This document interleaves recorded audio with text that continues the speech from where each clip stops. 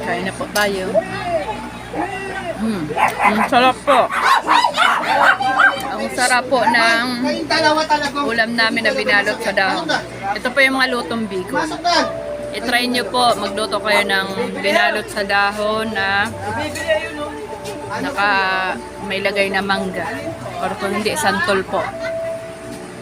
Mapapadami ang kain mo.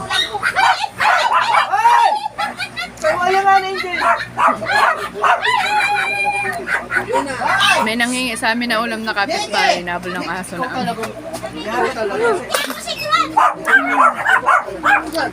po ng isda. Papadami ang kain mo. Sarap.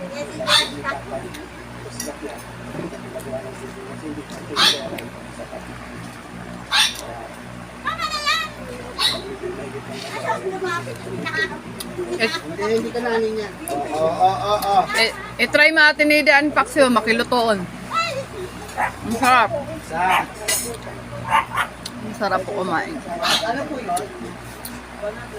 Lagi po tayo magpasalamat sa mahal na Panginoon sa araw-araw na biyaya na binibigay sa atin. Sarap po kumain.